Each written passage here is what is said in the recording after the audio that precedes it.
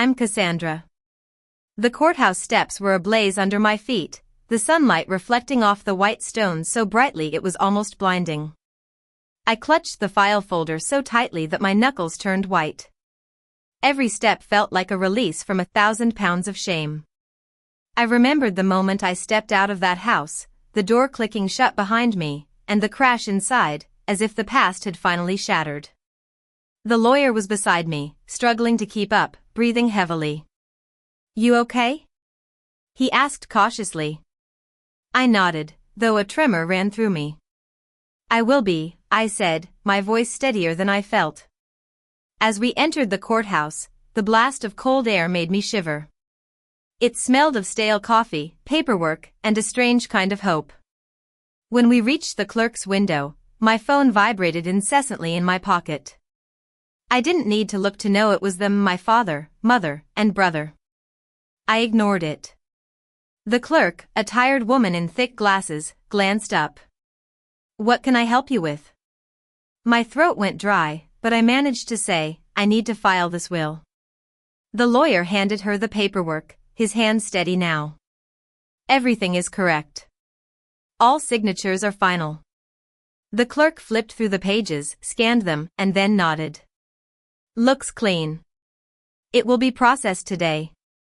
A rush of relief and terror mingled in my chest. The lawyer turned to me, offering a small, reassuring smile. "You did it. It's yours." The word yours felt so foreign, it almost hurt. Mine. My future. My freedom. But how did I get here? Let me take you back. I grew up in a wealthy family.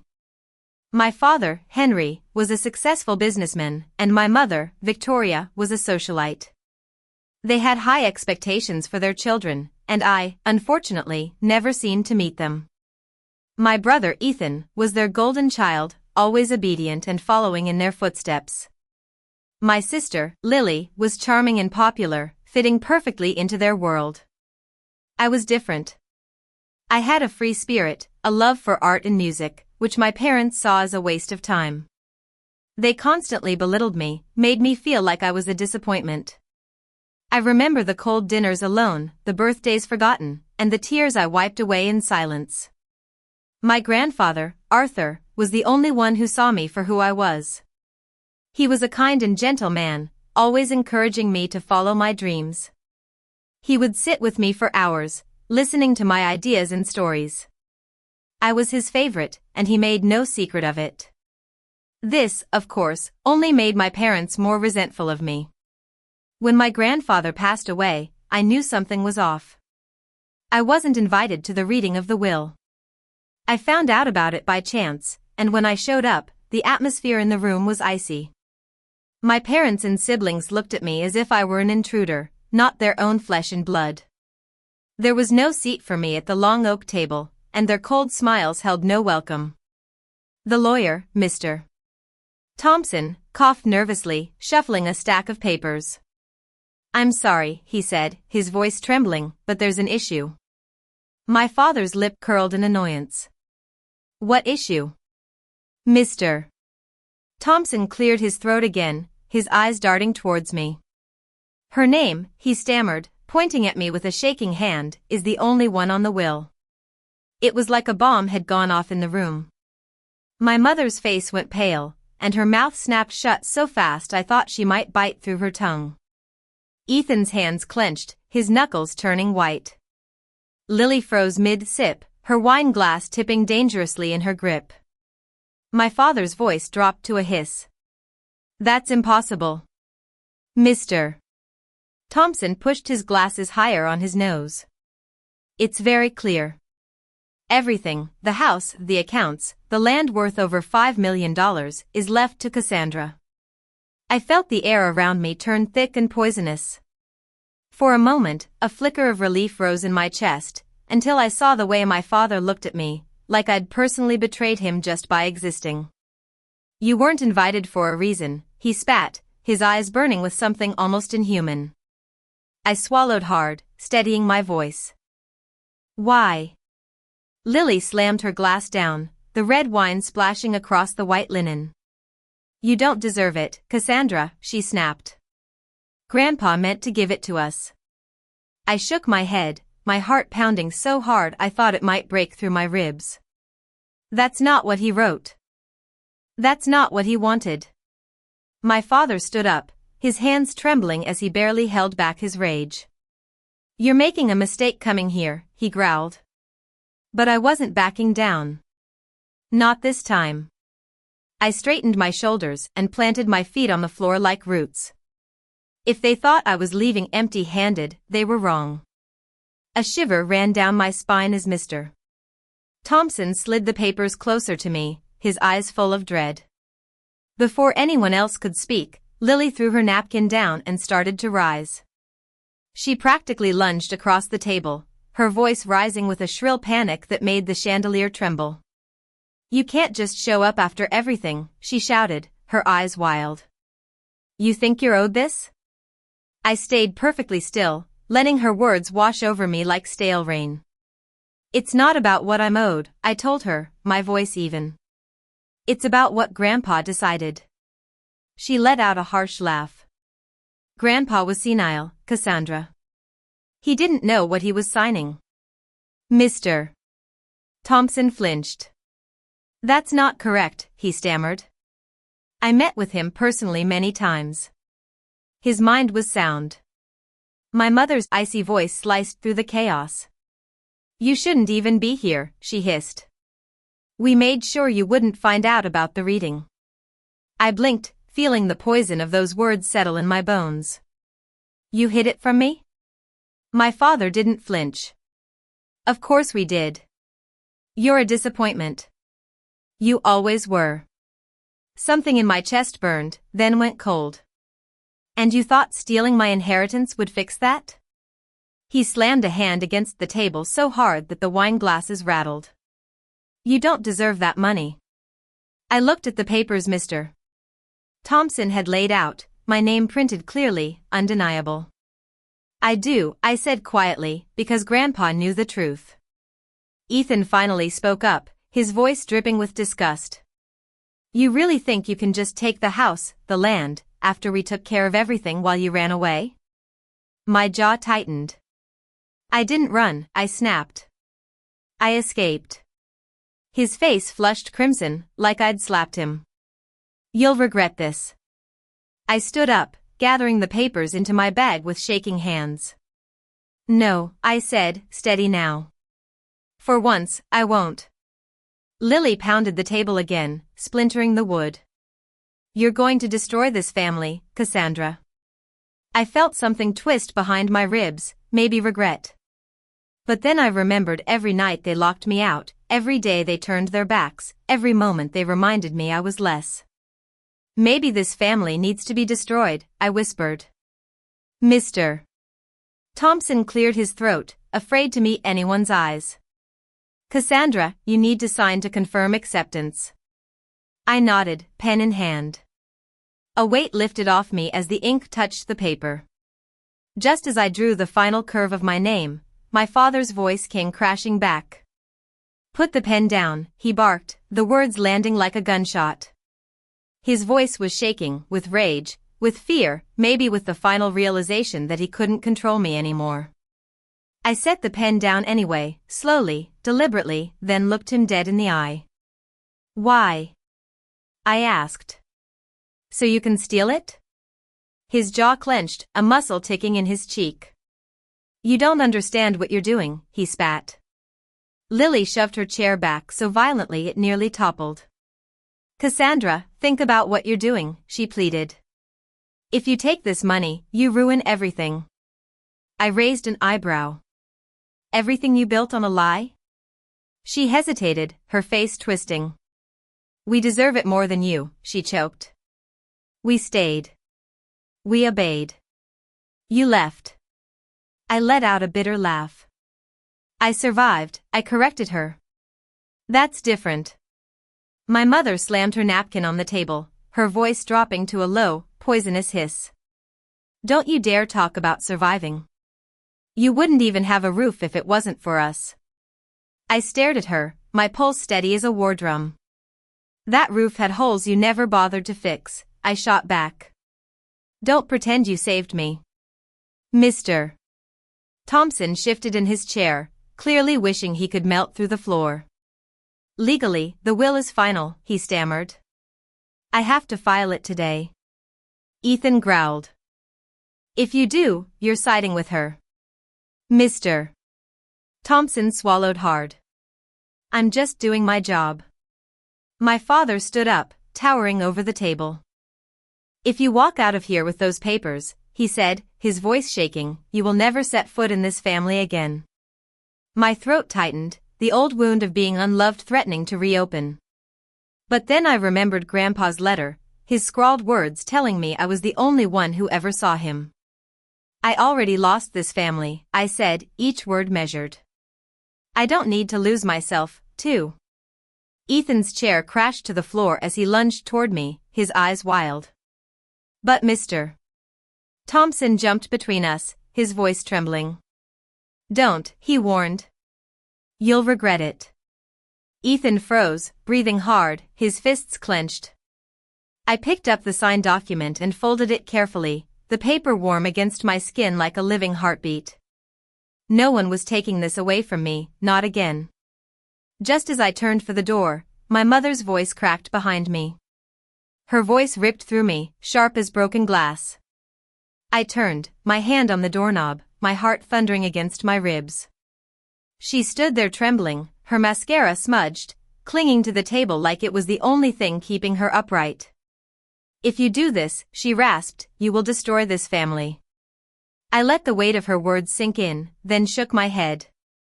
No, Mom, I said, my voice quiet but ironclad. You destroyed it the day you decided I wasn't part of it. Her face crumpled, rage and grief dancing together. We raised you, she cried. We fed you, clothed you. How can you turn your back on us? My throat burned with the memory of all the pain they'd caused me. You raised me to survive you, I told her, steady. And now I'm finally free. Ethan stopped forward, still seething. You're nothing without us, he snarled. No one will stand with you once they see what you've done. I squared my shoulders, breathing through the sting. I'd rather stand alone than be your puppet, I fired back. Mr. Thompson tried to cut the tension, his voice barely more than a squeak. Cassandra, if you want me to file this, I'll escort you to the courthouse myself, he offered. Lily let out a strangled sob. Please, she begged, don't take everything. We'll have nothing. I swallowed the guilt like a bitter pill. I had nothing for years, I reminded her. And none of you cared.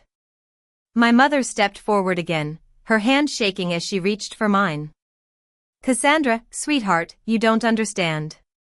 I pulled away. No, I interrupted. You don't understand. You raised me in your shadows and called it love. You made me believe I was small. I'm done playing that part. A hush fell so deep it hurt my ears. I turned the doorknob, tasting freedom at last, when my father's voice thundered one more time. Walk out and you're dead to us.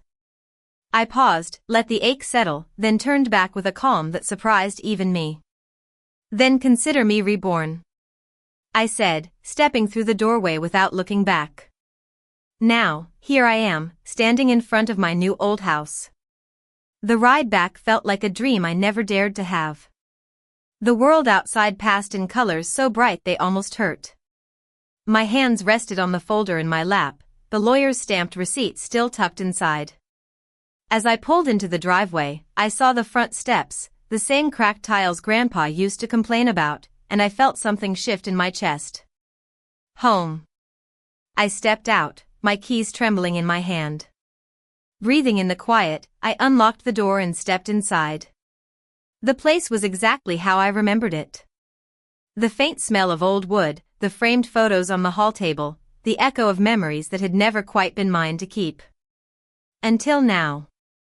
I walked through each room slowly, letting the truth sink into my bones. This is yours, Cassandra. No one can take it away. My phone buzzed again. I hesitated, then looked. A voicemail from Mom. I pressed play. Her voice breaking, almost unrecognizable. Cassandra, please. Think about what you're doing. You're tearing the family apart. We can still fix this. Call me. I closed my eyes, letting the guilt stab at me one last time. Then I let it go. There was no fixing what they'd already broken. I wandered into the kitchen, laying my folder on the counter. Fingers brushing the grainy wood of the cabinets, I could still see Grandpa making tea there, humming off key. For the first time in years, my shoulders relaxed. No one was coming to lock me out. No one was coming to tell me I wasn't welcome. No one was coming to decide my worth. I poured myself a glass of water. And as I stood there, the house seemed to breathe with me. A living, forgiving thing. Maybe this was the first day of my real life. That night, the house was impossibly quiet. I moved from room to room, checking every corner like a soldier on patrol. As if they might come bursting through the door to steal it back. But no one came. In Grandpa's old bedroom, I found the small oak box he used to keep on his dresser.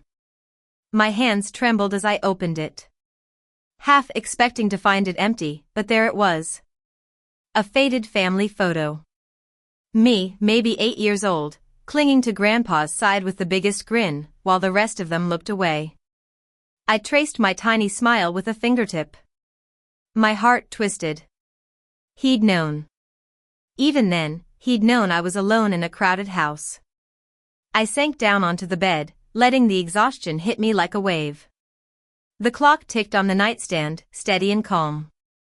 Not screaming, not accusing. Just letting time pass. My phone buzzed again. Another message from Ethan. Come back. We can make a deal. I laughed, a sound so sharp it surprised me. A deal? After they tried to erase me? After they'd left me starving for love for years? I typed back with hands that no longer shook. No deals. No more. Then I turned off the phone completely, letting the silence wrap around me like a warm blanket.